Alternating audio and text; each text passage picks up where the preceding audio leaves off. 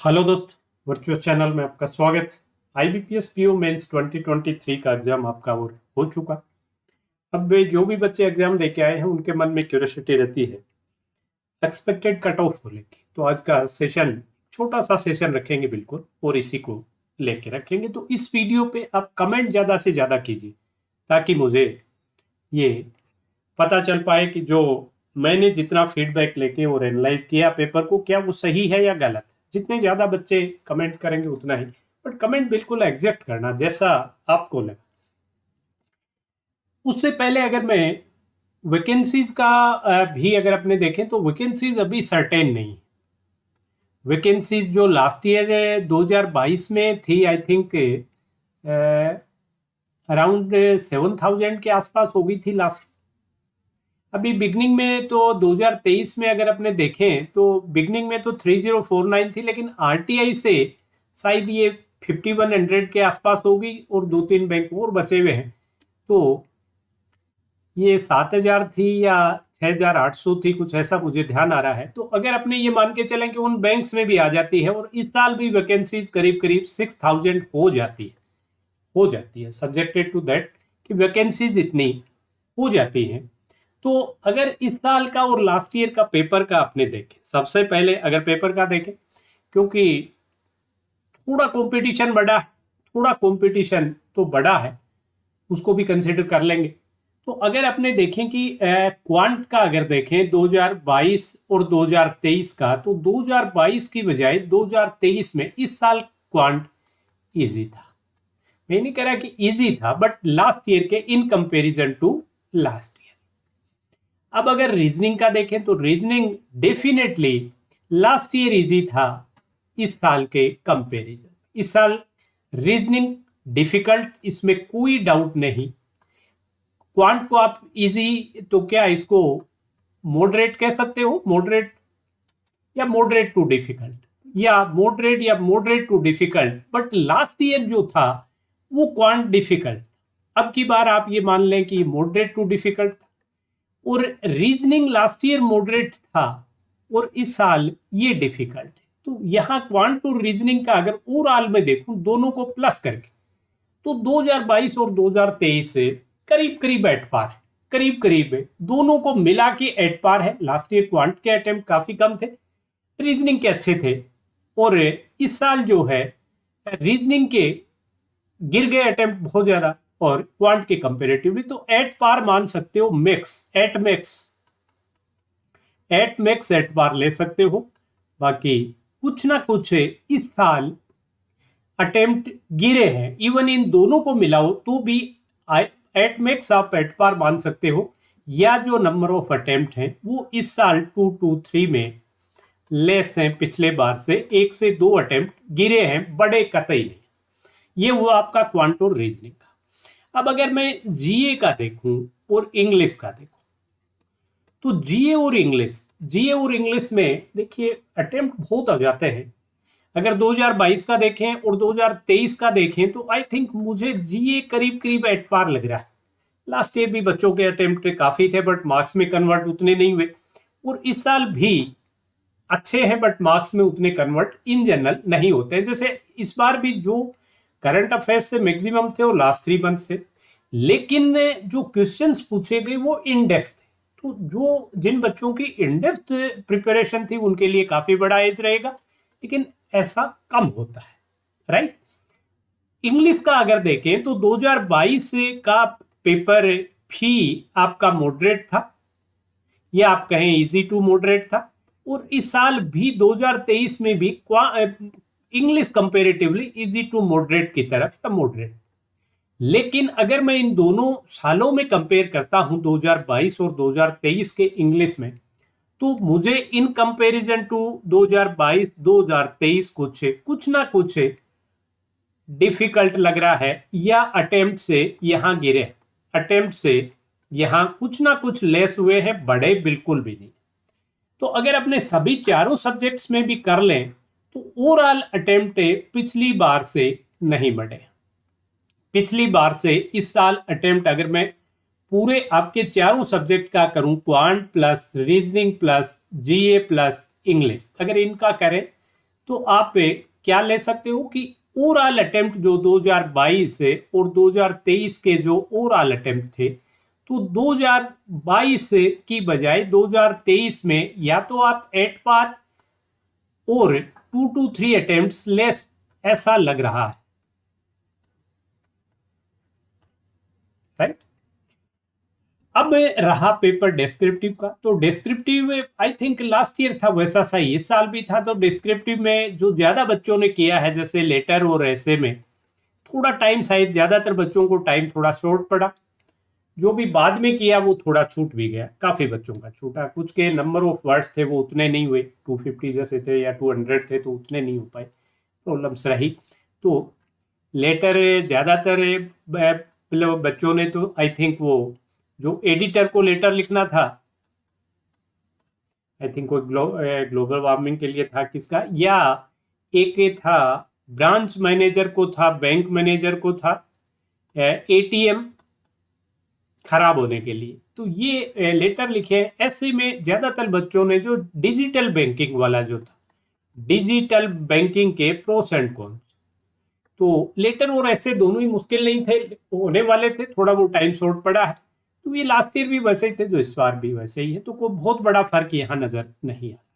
तो अगर आप देखें जो फर्क जो है वो क्या है, जैसे लास्ट ईयर की आप कट ऑफ देखें तो अनरिजर्व की 71.25 थी, ईडब्ल्यूएफ 70.5, पीएस ओबीएस 67.5, एससी 59.25, 53.25 एसटी, और फिर ये पीडब्ल्यूडी कैंडिडेट्स की, ठीक। सेक्शनल कट ऑफ थी वो जैसे लास्ट ईयर क्वांट की 2.25/1, ये आपके जनरल और ईडब्ल्यूएस की है, ये कैटेगरी की है। तो इसी से आप देख सकते हैं कि लास्ट ईयर का क्वांट डेफिनेटली टफ था, लेकिन इस लास्ट ईयर के रीजनिंग की कट ऑफ 7 and 4.75 थी। तो ये हो सकता है आपको इस बार चेंज मिल जाए, मतलब जो क्वांट की जो कट ऑफ है वो हो सकता है आपको जनरल के लिए 7-8 की मिल जाए, और रीजनिंग की है ये आपको 3 के आसपास मिल जाए, 3-4 कुछ यहाँ रीजनिंग की मिल जाए, ठीक है। जनरल के लिए, अनरिजर्व के लिए उनके लिए थोड़ा सा और कम हो जाएगी। जीए का अगर सेक्शनल कट ऑफ का देखें लास्ट ईयर तो 4.5 थी जनरल के लिए और 2 थी ये, तो ये मोर और लेस आई थिंक इतनी की इस बार रहेगी, क्योंकि जो बच्चे करके तो आए हैं पेपर, लेकिन बहुत गलतियां बहुत होती हैं, टप्पे लगा के आ जाते हैं, बाद में पता चलता है मार्क्स में कन्वर्ट नहीं हुआ। इंग्लिश की लास्ट ईयर जो थी उससे बढ़ेगी नहीं, मैं मान के चल रहा हूं कि जो 15.5 और 12.25 थी लास्ट ईयर, उससे कुछ ना कुछ जैसे 15.5 वाली थी ये हो सकता है आपको 13 के आसपास मिल जाए, और ये 11 के आसपास मिल जाए। क्योंकि मेरा खुद का पर्सनल ये है कि इस बार जैसे कुछ पैटर्न चेंज किए, मल्टीपल चॉइस वाले और वो ऑप्शंस थे, और जो आरसी थी वो आरसी भी टफ थी, समझने में बड़ा टाइम लग रहा था। तो मैं इंग्लिश को इस बार पिछली बार से टफ मान रहा हूं, तो यहाँ कुछ थोड़ी सी गिरनी चाहिए। डिस्क्रिप्टिव में हो सकता है मोर और लेस इतनी ही रह जाए, ठीक है। तो ओवरऑल जो कट ऑफ है अगर अपने उसको कंसीडर नहीं करें अपने नंबर ऑफ वैकेंसी का रिडक्शन एंड कंपटीशन, तो वही रहना चाहिए था, या कुछ एक आध मार्क्स से गिर के, मतलब ये 70 के लेस देन 70 रहना चाहिए था। लेकिन अब फर्क क्या हुआ कि वैकेंसीज श्योर नहीं है कितनी रहेंगी, लेकिन लास्ट ईयर से तो कुछ ना कुछ कम की ही पॉसिबिलिटी आज के दिन है, ठीक है। दूसरा जो कंपटीशन बढ़ा, जो कंपटीशन बढ़ा है तो उससे कुछ इनहेंस आपके इसमें हो सकता है। तो मैं ये मान के चल सकता हूं कि चल रहा हूं कि जो अनरिजर्व की जो कट ऑफ है वो लेस देन 75 ही रहनी चाहिए, मतलब ये कहीं भी जैसे 72 से लेके 75 के बीच में कट ऑफ रहनी चाहिए, इंक्लूडिंग डिस्क्रिप्टिव। क्योंकि जो ज्यादातर बच्चे हैं उन्होंने जैसे क्वांट में देखें कि जो अच्छे बच्चे हैं जिनको मैं सिलेक्शन के पास मान रहा हूं उनके अटेम्प्ट 20 के आसपास, रीजनिंग में वही बच्चे ये मान के चलिए कि 13-14 पे आ गए, जीए में यही 13-14 पे वो जीए में आ गए, इंग्लिश में उनके अटेम्प्ट जरूर हैं, अटेम्प्ट इन बच्चों के जो बच्चे जिनकी प्रिपरेशन है उनकी 25 प्लस अटेम्प्ट है, बट वो मार्क्स में कन्वर्ट नहीं होते, तो अगर मैं ये देखूं 47 और 20, 67, 5, 72, मतलब यहां से 70 से 75 नंबर का जो अटेम्प्ट है, जो अच्छे बच्चे मैं जिनको मान रहा हूं उनके अटेम्प्ट से 70 टू 75 या ये मान लो एट मैक्स से 75 से लेके 80 तक अटेम्प्ट उनके हैं, जो जिनको मैं मानता हूं कि वो डिजर्व कर रहे हैं सिलेक्शन के लिए। बट ये जितना अटेम्प्ट किया वो सही तो होता नहीं है, मार्क्स उतने नहीं आते हैं, काफी गलतियां हो जाती हैं, आपके जीए में काफी गलती हो जाती है, इंग्लिश में भी गलतियां होती हैं, और क्वांट टू रीजनिंग में भी कुछ सर्टेन सिली मिस्टेक होने की पॉसिबिलिटी रहती है। तो जो अल्टीमेटली जो आउट ऑफ 225 225 से जो मार्क्स आपके आएंगे, वो मैं ये मान के चल रहा हूं कि 72 से 75 के बीच ही कहीं रहने चाहिए। ठीक, अब एक लेकिन 72 टू 75, अब जो बच्चे अल्टीमेटली सिलेक्शन लेंगे उनको आप ये मान के चलिए कि अगर उनकी एवरेज इंटरव्यू भी होती है तो करीब करीब 15 मार्क्स, और अगर उनकी डिसेंट इंटरव्यू होती है तो कम से कम उनको फिर भी 10 मार्क्स उनको और प्लस लेके चले ताकि वो फाइनल सिलेक्शन। तो जो भी बच्चे 90 प्लस स्कोर कर रहे हैं, 90 प्लस स्कोर कर रहे हैं, वो ये मान के चलें कि वो फाइनल सिलेक्शन के बिल्कुल नजदीक है, फाइनल सिलेक्शन के नजदीक है एज पर मी। मुझे जितना फीडबैक मिला है और जो पेपर का लेवल मुझे नजर आया है, उससे मुझे ये लग रहा है कि जो 90 प्लस वाले बच्चे हैं वो फाइनल सिलेक्शन की तरफ है, मान के चल रहा हूं मैं उनको।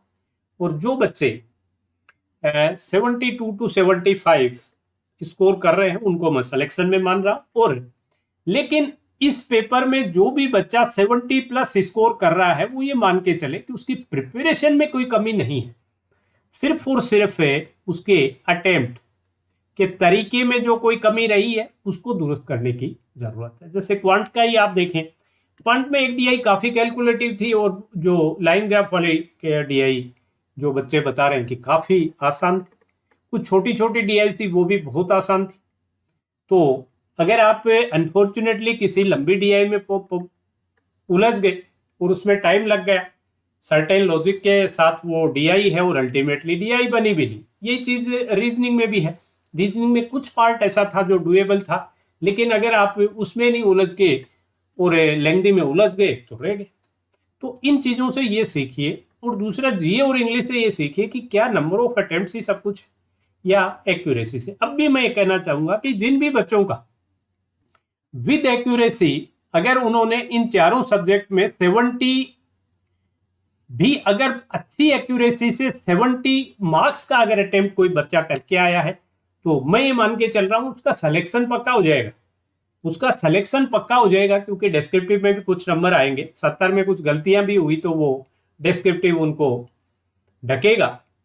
और बहुत बच्चे ऐसे भी होंगे जो 80 प्लस करके आए हैं लेकिन सिलेक्शन से बाहर रह जाएंगे, क्योंकि उन्होंने जीए और इंग्लिश में ज्यादा अटेम्प्ट के चक्कर में काफी गलतियां कर दी, और जो आने वाले थे नंबर उससे भी रहे।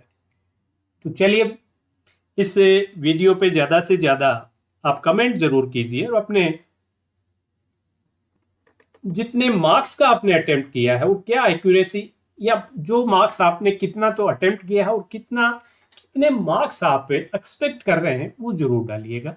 तो अगर जरूरत हुई तो मैं इसका एक रिवाइज वीडियो फिर रिवाइज एक्सपेक्टेड कट ऑफ का डाल दूंगा। और अगर आप लोग इसी से इत्तेफाक रखते हैं, जैसे बहुत बच्चे आपने से जिन्होंने लास्ट ईयर भी एग्जाम दिए, तो वो काफी इस चीज को अच्छे से बता सकते हैं कि लास्ट ईयर और इस साल में क्या बढ़ा।